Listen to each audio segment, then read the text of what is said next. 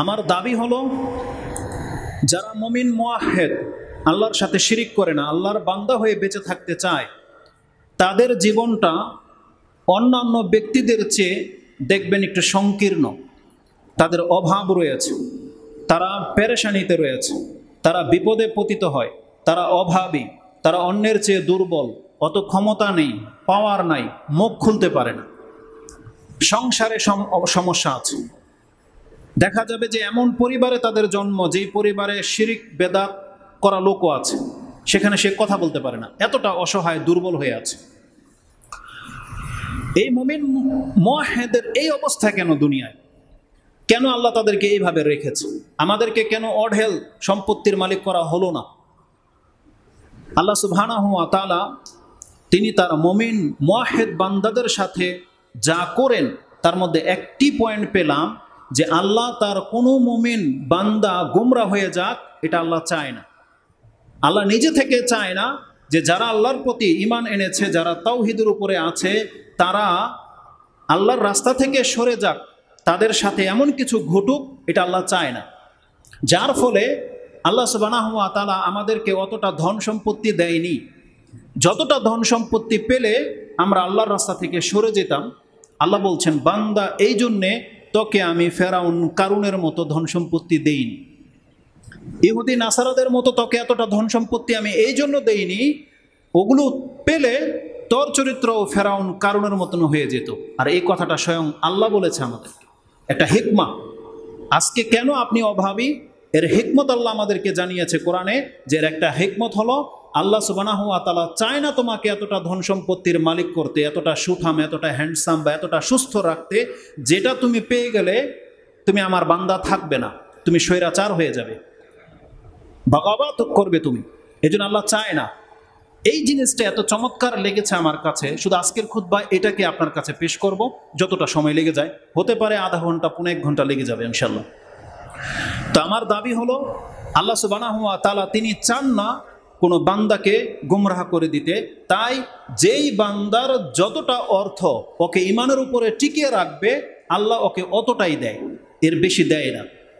এই জন্য যারা যেই অবস্থায় আছেন, আপনি জেনে নেন এটা একটা হিকমত, যে আল্লাহ সুবহানাহু ওয়া তাআলা যখন আপনার পুরো জীবনই জানে, আল্লাহ জানে যে আপনাকে এই রেঞ্জের চেয়ে উপরে উঠিয়ে দিলে আপনি আল্লাহকে ডাকবেন না, আল্লাহ থেকে মুখ ফিরিয়ে নেবেন, দুনিয়া নিয়ে মত্ত হয়ে যাবেন। এই জন্য আল্লাহ আপনাকে দেয় না। এটা হচ্ছে একটা হিকমা। এই লক্ষ্যে বলেছে আমি কথা বলবো। তা আল্লাহ সুবহানাহু ওয়া তাআলা তিনি তো কোনো বান্দার গুমরাহি চায় না। প্রত্যেক বান্দার অবস্থা অনুযায়ী আল্লাহ তার রিজিককে নির্ধারণ করে দিয়েছেন। এটাকে আমরা কি বলি? তাকদীর। যে আমাদের প্রত্যেকের তাকদীর নির্ধারিত। কেন আমাদের তাকদীর নির্ধারিত, আর সেই তাকদীরকে আমাদের এতটার মধ্যে কেন সীমাবদ্ধ করে রাখা হয়েছে? মানে আল্লাহর একটু বাড়িয়ে দিত, নির্ধারণ বুঝলাম, আর একটু কোটিপতি করে দিত, আমাদেরকে লাখপতি করতো, তারপরে নির্ধারণ করতো। ওটার জবাবটা আজকের বক্তব্যের মধ্যে আপনি পেয়ে যাবেন। তা আল্লাহ সুবহানাহু ওয়া তাআলা প্রথম কথা হচ্ছে রিজিক নির্ধারিত। আর এটা আমরা প্রত্যেকে জানি যে আল্লাহ সুবহানাহু ওয়া তাআলা এই জমিনে কিছু বান্দাকে অঢেল দিয়ে রেখেছে, আর কিছু বান্দাকে ঘাটতি করেছে, কম দিয়েছে। এটা আমরা সবাই জানি। যদি এই মর্মে যেহেতু কোরআনের আয়াত আছে, এজন্য আমি আমার নিজের ব্যাখ্যা না বলে সরাসরি কোরআন থেকে আয়াতটা আপনার কাছে কোট করে দিই। আল্লাহ সুবহানাহু ওয়া তাআলা একাধিক আয়াতে কথা বলেছে, তার মধ্যে একটা স্পষ্ট আয়াত, যেটা আপনি সূরা বনী ইসরাঈল 17 নম্বর সূরা ইসরা নামে পরিচিত, তার 30 নম্বরে পেয়ে যাবেন। আল্লাহ বলছেন, ইন্না রাব্বাকা ইয়াবসুতুর রিজকা লিমান ইয়াশা ওয়া ইয়াকদির।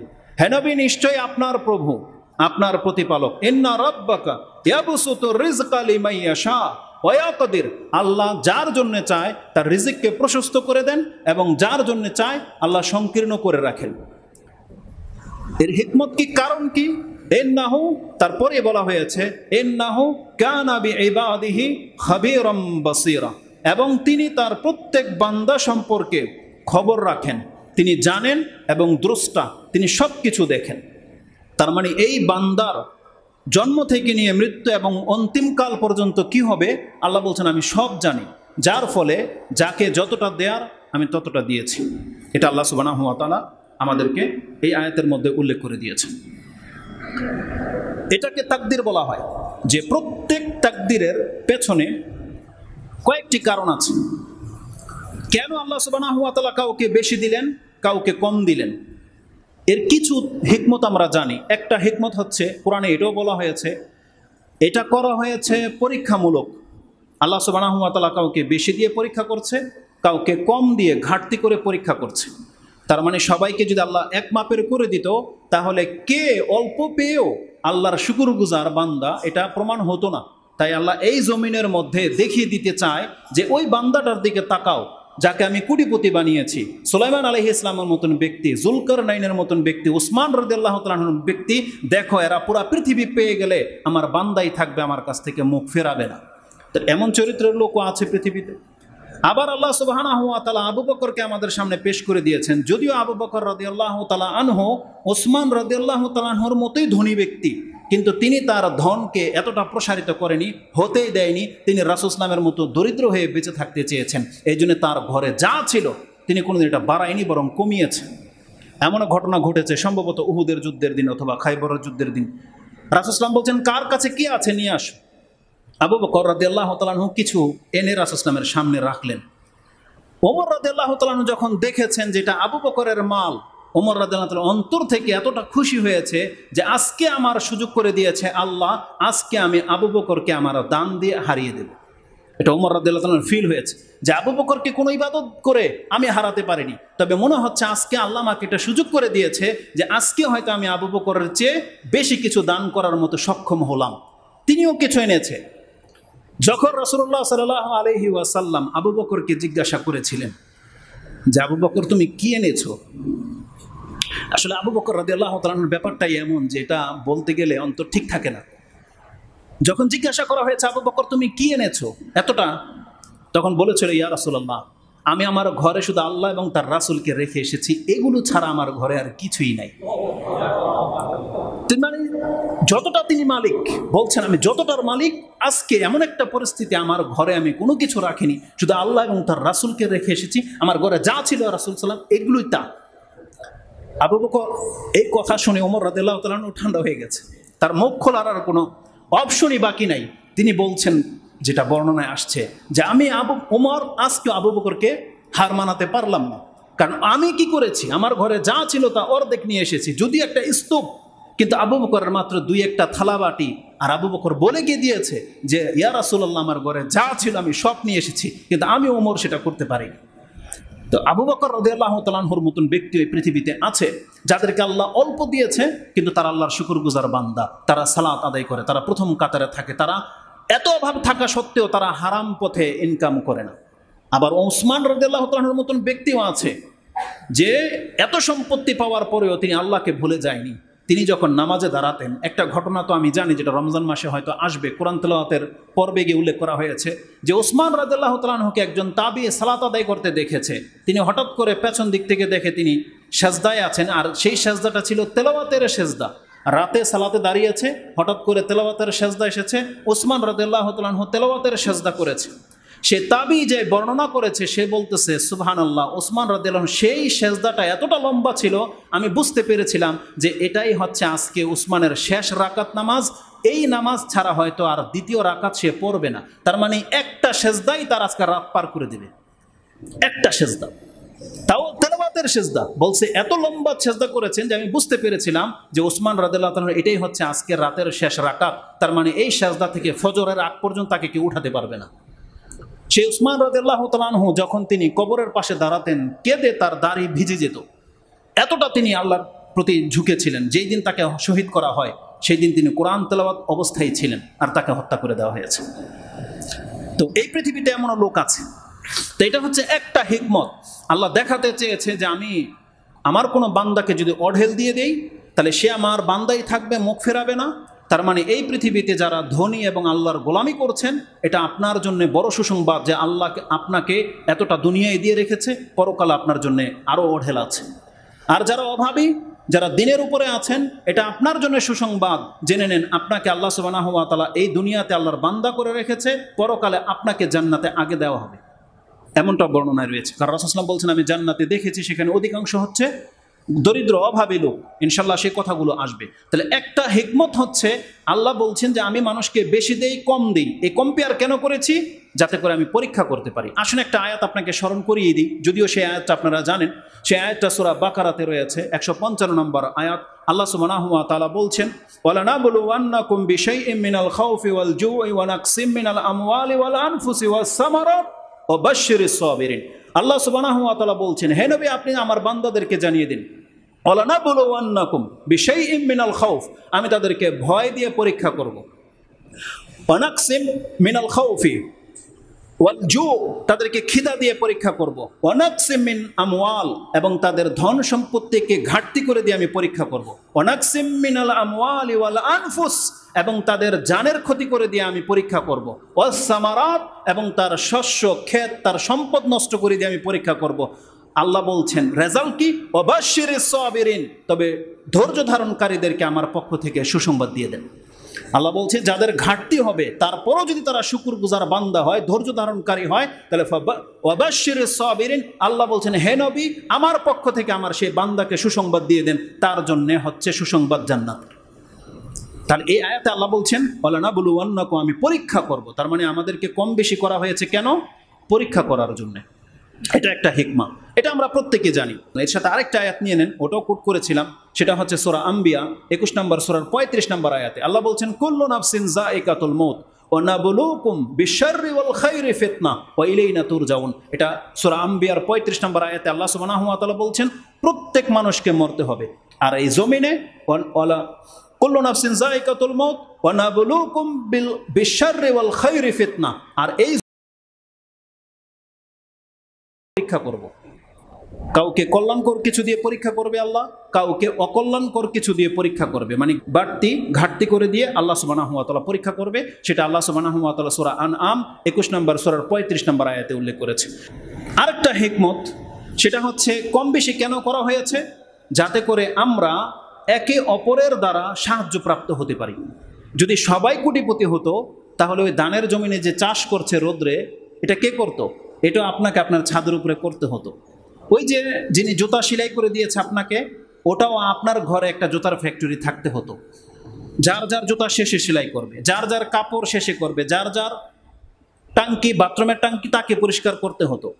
কিন্তু আল্লাহ সুবহানাহু ওয়া তাআলা বলছেন বান্দা এটা যেন, যারা সামর্থ্যবান সে যেন অন্য একটা দরিদ্র লোককে দিয়ে করাতে পারে, আর সেই কাজটা করে যেন তার পেট চলতে পারে, এজন্য আমি তাকে ঘাটতি করেছি, তোমাকে এতটা দিয়েছি যাতে ওই কাজগুলো তোমার করতে হয় না। এটা হচ্ছে দ্বিতীয় মূলনীতি। আল্লাহ বলেছেন আমি এককে অন্যের চেয়ে নিচু করেছি, কাউকে উপর করেছি। কেন? এক তো তাকে মর্যাদা দেওয়া হয়েছে এর মাধ্যমে, আর যাতে করে সে তার নিচের লোক থেকে উপকৃত হতে পারে। যদি এমনটা না হতো তাহলে কেউ কারো সাহায্য করতো না। ওই টাকা পকেটে নিয়ে আপনাকে ঘুরতে হতো, রুটিওয়ালা রুটি আপনার কাছে বিক্রি করতো না। আপনি গিয়ে ধান চাউল বাজার থেকে কিনতে পারতেন না, কারণ সবাই ধনী, সবাই টাকা নিয়ে ঘুরছে। এই জন্য আল্লাহ সুবহানাহু ওয়া তাআলা বলছেন যেটা আমি কম্পেয়ার করেছি, যাতে একে অন্যের উপরে মর্যাদা খাটাতে পারে এবং একে অন্যের দ্বারা যেন উপকৃত হতে পারে। আসুন এই মর্মীয় কোরআনের আয়াতটি আমি আপনাকে পেশ করি, যেটা বলেছিলাম দুইটা মূলনীতির একটা। সেই আয়াতটিকে আল্লাহ সুবহানাহু ওয়া তাআলা সূরা যুখরুফ তার 42 নম্বর আয়াতে আল্লাহ সুবহানাহু ওয়া তাআলা বলেছেন। 43 নম্বর সূরার 32 নম্বর আয়াতে আল্লাহ বলছেন আহুম ইয়াকসিমুনা রাহমাতা রাব্বিক। এই আয়াতের ঘটনাটা হলো যখন রাসূল সাল্লাল্লাহু আলাইহি ওয়াসাল্লামের উপরে কোরআন নাযিল করা হয়েছিল, তখন মক্কার মুশরিক কাফেররা বলল যে আর মানুষ পেল না আল্লাহ খুঁজে। এই জনপদের, দুই জনপদের মাঝে যে শ্রেষ্ঠ এমন একজন ব্যক্তির কাছে কেন কোরআন নাযিল করা হলো না, মুহাম্মদ সাল্লাল্লাহু আলাইহি ওয়াসাল্লামের উপরে কেন নাযিল করা হলো? তার জবাবে আল্লাহ এই কথাটা বলতেছেন আহুম ইয়াকসিমুনা রাহমাতা রাব্বিক। তাহলে আল্লাহ ওহিকে, কোরআনকে আল্লাহর রহমত বলেছে, যে আমি আমার রহমত কার উপরে করব এটা কি তারা ডিসাইড করবে না আমি আল্লাহ করব? তখন আল্লাহ সুবহানাহু ওয়া তাআলা বলছেন আহুম ইয়াকসিমুনা রাহমাতা রাব্বিক, তোমার রবের রহমত কি ওরা ডিসাইড করবে না আমি করব? তার মানে আল্লাহ সুবহানাহু ওয়া তাআলা তারপরেই বলছেন নাহনু কাসামনা বাইনাহুম মাঈশাতাহুম ফিল হায়াতিদ দুনিয়া, বরং আমি আল্লাহ, আমি তাদের জন্য এই জমিনের মধ্যে রিজিককে বন্টন করে দিয়েছি, যে এই জমিনে তারা এই রিজিক নিয়ে পদার্পণ করবে, পথ চলবে। ওয়ারাফানা বা'দাহুম ফাওকা বা'দিন দারাজাতিন লিয়াত্তাখিযা বা'দুহুম বা'দান সুখরিয়া। এই টুকরাটা হচ্ছে আজকের আলোচনার বিষয়। আল্লাহ বলছেন এবং এই রিজিককে বন্টন করার সময় আমি এককে অন্যের উপরে প্রাধান্য দিয়েছি। ওয়ারাফানা বা'দাহুম ফাওকা বা'দিন দারাজাত, এককে অন্যের উপরে মর্যাদাবান করেছি। কেন? লিয়াত্তাখিযা বা'দাহুম বা'দান সুখরিয়া, যাতে একে অন্যের দ্বারা উপকৃত হতে পারে, সাহায্য প্রাপ্ত হতে পারে। তার মানে আল্লাহ সুবহানাহু ওয়া তাআলা বলছেন, তাহলে রিজিককে ঘাটতি করার দ্বিতীয় হিকমত কি? যাতে করে একে অন্যের দ্বারা উপকৃত হতে পারে, একে অন্যের দ্বারা সাহায্য প্রাপ্ত হতে পারে। এটা হচ্ছে দ্বিতীয় মূলনীতি। আর আল্লাহ সুবহানাহু ওয়া তাআলা বলছেন, তবে এই মর্যাদা শুধু দুনিয়ার জন্য, এটা পরকালের মর্যাদাবান হওয়ার সবাব নয়, কারণ নয়। যেই ব্যক্তিরা দুনিয়াতে পয়সাওয়ালা হয়ে গেছেন, আপনি ভাববেন না আপনার কর্ম খারাপ হলে পরকালেও আপনি এতটাই মর্যাদা পাবেন। আল্লাহ বলছেন না, এটা হবে না। কেন? ওয়া রাহমাতু রাব্বিকা খায়রুম মিম্মা ইয়াজমাউন। আল্লাহ বলছেন, তবে তোমার রবের রহমত হচ্ছে এই সমস্ত সম্পত্তি থেকে ঊর্ধ্বে। তার মানে কাউকে হয়তো এই দুনিয়ার টাকা পয়সা নেয়ামত দেওয়া হয়নি, কিন্তু তাকে আল্লাহর রহমত দেওয়া হয়েছে। জানেন সে রহমতটা কি? সেটা হচ্ছে কোরআনের জ্ঞান। যেটা আল্লাহ কোরআনকে রহমত বলেছে। আর যেই ব্যক্তি কোরআনের সঙ্গী, কোরআনের সাহেব, কোরআনের দিয়ে জীবন ঘরে, যার জীবনটাই হচ্ছে কোরআন, আল্লাহ বলছেন কি? ওয়া রাহমাতু রাব্বিকা খায়রুম মিম্মা ইয়াজমাউন। তারা যা কিছু জমা করুক না কেন, যেই ব্যক্তি কোরআনকে জমা করতে পেরেছে, যে কোরআনের হাফেজ, কোরআন বোঝে, কোরআন দিয়ে জীবন গড়ে, কোরআনই তার লাইফ, আল্লাহ বলছেন এই ব্যক্তি হচ্ছে উত্তম কিছু অর্জন করে নিয়েছে, যেটা পরকালে তাকে মর্যাদাবান করবে। তাহলে এই দুইটা মূলনীতি আমরা কোরআন থেকে পেলাম। এই কথাগুলো আমরা জানি, কিন্তু আজকের আলোচনার বিষয় কি?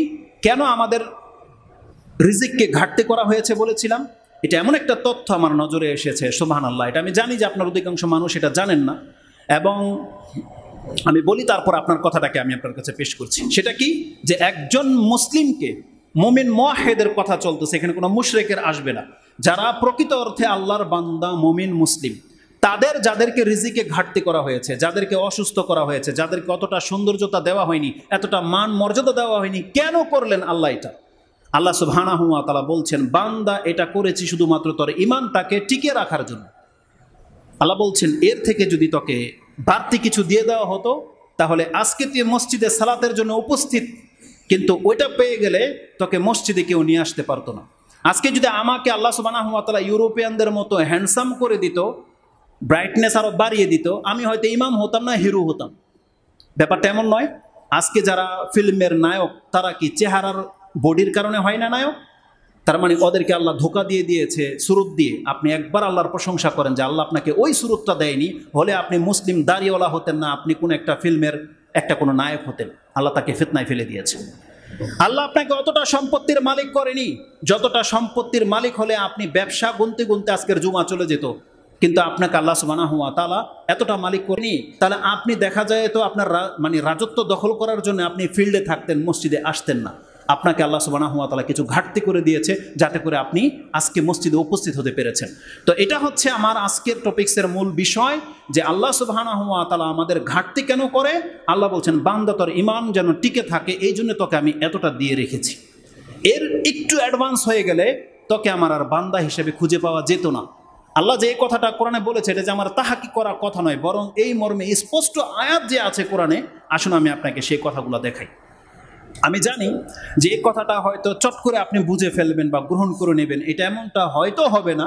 তবে আমি চেষ্টা করব কথাটাকে স্পষ্ট করে আপনার কাছে বুঝিয়ে তোলার, এবং যদি আপনি বুঝতে পারেন, এটা আমার দাবি ইনশাআল্লাহুল আজিজ, আমি আশা রাখি এটা আপনার ঈমানকে বৃদ্ধি করবে, ঘাটতি করবে না। আল্লাহ যেন আমাদেরকে তৌফিক দান করে। আমার দাবি কি? যে আল্লাহ সুবহানাহু ওয়া তাআলা আমাদেরকে ইউরোপিয়ানদের মতো, কাফেরদের মতো অঢেল সম্পত্তির মালিক করেনি। কেন করেনি? আমি বললাম যে আল্লাহ চায় না যে আমরা সেই সম্পত্তি পেয়ে গেলে, সেই ক্ষমতা পেয়ে গেলে গুমরা হয়ে যাবো, এটা আল্লাহ চায় না। এটা হচ্ছে একটা কারণ। তাহলে পুরো পৃথিবীর কাফেরদেরকে, এটা তো মুমিনদের সাথে ঘটে, তাহলে আল্লাহ পুরো পৃথিবীর কাফেরদেরকে কেন কোটিপতি বানিয়ে দিল না? কিছু কিছু কাফের কোটিপতি বা অনেক সম্পত্তির মালিক, আল্লাহ সমস্ত কাফেরকে এটা করলো না কেন? সুবহানাল্লাহ, প্রথমটার চেয়ে এটা বেশি আমার হৃদয়টাকে টাচ করেছে। সেটা কি জানেন? জান্নাতে কিন্তু প্রত্যেক মুমিন ধনী। যারা জান্নাত পাবে তারা কেউ গরিব নয়, সবাই ধনী। একটা সর্বনিম্ন জান্নাতিকে আল্লাহ কতটা দেবে? এই পুরো পৃথিবীর 10টা পৃথিবী সমান। আপনার ভিলেজ নয়, আপনার একটা বাংলাদেশ নয়, 10টা পৃথিবীর সমান দেওয়া হবে সর্বশেষ জান্নাতিকে, সর্বশেষ জান্নাতিকে। তাহলে আল্লাহ সুবহানাহু ওয়া তাআলা তো বলেছে যে পরকাল মুমিনদের জন্য এই দুনিয়াটা হচ্ছে কাফেরদের জন্য। তাহলে আল্লাহ সমস্ত কাফেরকে কেন দুনিয়া দিল না? এক একটা রাষ্ট্রের মালিক কেন বানালো না আল্লাহ কাফেরদেরকে? সুবহানাল্লাহ। আল্লাহ বলছেন বান্দা এটা তোর জন্য, শুধু তোর ঈমানটাকে টিকিয়ে রাখার জন্য আমি ওই কাফেরকে মাহরুম করে রেখেছি। আল্লাহ বলছে কারণ পুরো পৃথিবীর কাফেরকে যদি আমি ধনী বানিয়ে দিতাম, ওদের ঘরগুলোর হতো স্বর্ণ রূপার, আমি এটা চাইলে করে দিতে পারতাম, আর এটা ওদের হক, এই দুনিয়াতে আমি করে দিব। আল্লাহ বলছে আমি করে দিতাম, কিন্তু বান্দা তোর ঈমানকে টিকে রাখার জন্য আমি করিনি। সুবহানাল্লাহ। আল্লাহ বলছেন আমাদের মতো কিছু সাধারণ মুসলিমরা আছে, আমরা হয়তো আজকে ইসলামের কথা বলতেছি, কিন্তু সত্যিকার অর্থে যদি সমস্ত কাফেরদেরকে আল্লাহ ধনী কোটিপতি বানিয়ে দিত, তাহলে আমি আর আপনি মসজিদে আসতাম না, আমরাও তাদের ধর্মের অনুসারী হয়ে যেতাম। আজকে কিছু কিছু মেসেজ আমরা শুনতে পাই যে অমুক খ্রিস্টান হয়ে গেছে টাকার কারণে। তার মানে আল্লাহ বলছেন বান্দা যদি সমস্ত কাফেরকে এমন শান শৌকতের সাথে তুমি চলতে দেখতা, তাহলে তুমি ধোকায় পড়ে যেতা যে না আমরা মনে হয় ভুল পথে আছি, পরকাল টরকাল মনে কিছু নাই, ওরাই হক। কারণ ওরা হক না হলে তার মানে ওরা এত টাকার মালিক হয় কি করে? আল্লাহ তো ধরতো। এই জন্য আল্লাহ বলছে বান্দা আমি শুধু ওদেরকে মাহরুম করে রেখেছি শুধু তোর ঈমানটাকে টিকিয়ে রাখার জন্য। সুবহানাল্লাহ। আসলে এই দুইটা মূলনীতিকে আমি আপনাকে দলিল দিয়ে প্রমাণ করি যে আল্লাহ সুবহানাহু ওয়া তাআলা যে এই দুইটা কারণে যে আমাদের ঈমানকে বাঁচিয়ে রাখা উদ্দেশ্য, এই সম্পর্কে স্বয়ং আল্লাহ কোরআনের আয়াত নাজিল করে দিয়েছে। তার মানে এটা হচ্ছে একজন মুমিন মুওয়াহহিদের মর্যাদা আল্লাহর কাছে, যে আল্লাহ বলতেছে বান্দা তোর যতটা ঈমান আছে আমি চাই না তোর ঈমানটা নষ্ট হয়ে যাক। এই জন্য আল্লাহ এই পদক্ষেপ গ্রহণ করেছে। তার প্রথম পদক্ষেপ কি বললাম? যে আল্লাহ আমাদেরকে এতটা প্রাচুর্য এই জন্য দেয় না, ওটা পেয়ে গেলে আমরা আল্লাহ থেকে মুখ ফিরিয়ে নিতাম, আমাদের দ্বারা পাপ হয়ে যেত, সীমালঙ্ঘন হয়ে যেত। এটা স্পষ্ট আয়াত দ্বারা প্রমাণিত। আল্লাহ সুবহানাহু ওয়া তাআলা সেই আয়াতটা সূরা শুরা 42 নম্বর সূরার 27 নম্বর আয়াতে আল্লাহ রেখে দিয়েছে। আল্লাহ সুবহানাহু ওয়া তাআলা বলছেন ওয়ালাউ বাসাতাল্লাহুর রিজকা লিইবাদিহি লাবাগাউ ফিল আরদ। আল্লাহ বলছেন যদি আমি আমার বান্দাকে প্রশস্ত রিজিকের ব্যবস্থা করে দিতাম, প্রত্যেক মুসলিমকে যদি আমি প্রশস্ত রিজিক দিয়ে দিতাম, ওয়ালাউ বাসাতাল্লাহু রিজকা লিইবাদি, আমার কোন বান্দাকে আল্লাহ বলছেন লা বাগাউ ফিল আরদ, তাহলে এই ধরনের বান্দাগুলো এই জমিনে সীমালঙ্ঘন করত, যেমনটা করেছিল ফেরাউন, যেমনটা করেছিল কারুন। আল্লাহ সুবহানাহু ওয়া তাআলা বলছেন কিন্তু আমি কি করেছি? ওয়ালাকি ইউনাজ্জিলু বিকাদারিম মা ইয়াশা, তবে আমি তার পরিমিত একটা রিজিক তাকে জমিনে দিয়ে রেখেছি। আল্লাহ বলছেন যাতে ও টিকে থাকতে পারে ঈমানের উপরে, এই জন্য একটা সুপরিমিত রিজিক আপনাকে দেওয়া হয়েছে।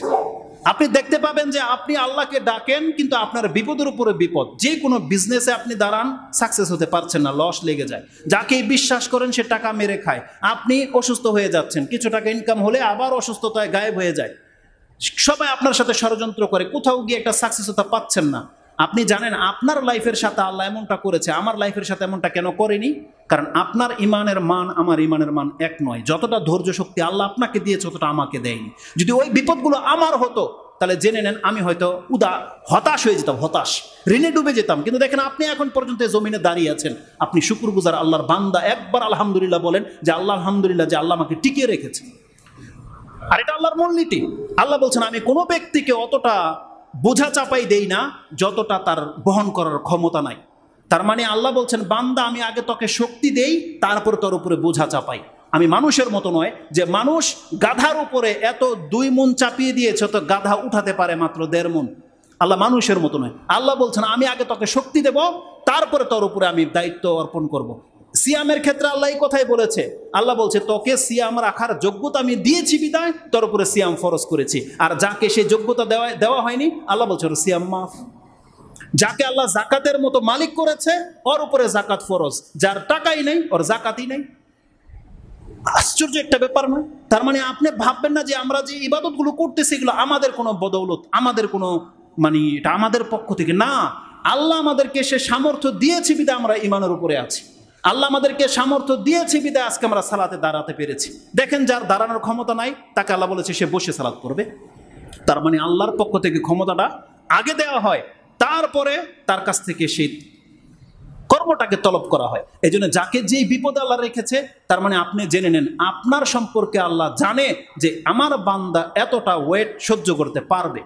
যেদিন দেখবে আল্লাহ আপনাকে যে আপনি হয়তো ধৈর্যহারা হয়ে যাবেন, আপনি আল্লাহর প্রতি আশা রাখেন, সেই দিন থেকে আপনাকে আল্লাহ সুবহানাহু ওয়া তাআলা এই বিপদ থেকে মুক্ত করে দিবে। কারণ আল্লাহ চায় না তার কোনো বান্দা গুমরা হয়ে যাক, এটা আল্লাহ চায় না। আল্লাহ কি বলেছে যে আল্লাহ সুবহানাহু ওয়া তাআলা ওয়ালাউ বাসাতাল্লাহু রিজকা লিইবাদিহি, আমি যদি আমার বান্দাকে রিজিক প্রশস্ত করে দিতাম তাহলে লা বাগাউ ফিল আরদ, সে এই জমিনের মধ্যে বাগাবত করত। কিন্তু আল্লাহ দেখেন আমাদেরকে এতটা দেয়নি। আজকে আমি তো আমার নেচার সম্পর্কে জানি, বাস্তবে কি আল্লাহ আমার সাথে বহু এহসান করেছে, আমার উপর বড় এহসান করেছে। যদি সত্যি আমি অতটা হ্যান্ডসাম হতাম, পয়সাওয়ালা হতাম, হয়তো আমি বাংলার জমিনে থাকতাম না, আমি চলে যেতাম ইউরোপের কোনো দেশে। ব্যাপারটা এমন নয়।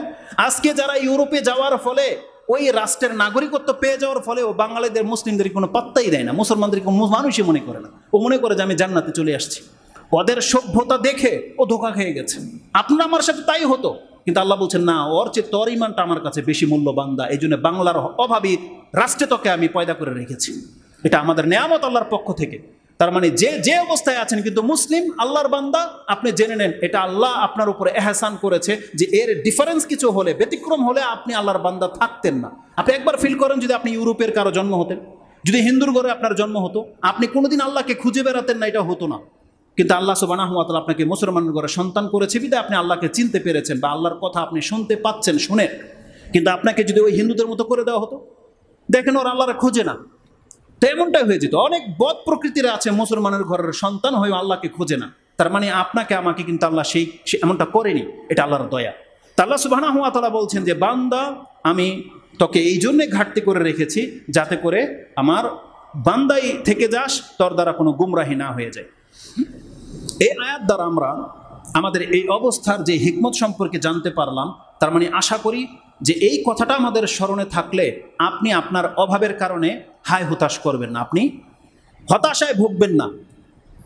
যদিও আমি জানি কিছু মানুষ তো আছে একটু অ্যাডভান্স চিন্তা করে, তাই না? এরা আমাদেরকে নির্বোধ মনে করে, নিজেকে খুব অ্যাক্টিভ মনে করে। আমি পেয়েছিও কিছু আমাদের বক্তব্যের মধ্যে কিছু ব্যক্তিরা কমেন্ট করে। কি কমেন্ট করে জানেন? নেগেটিভ সেন্সে ও কথাটাকে নিয়ে যাবে। আমি জানি যে কিছু মানুষ এমন আছেন যাদের অন্তরে শয়তান ওয়াসওয়াসা দেবে।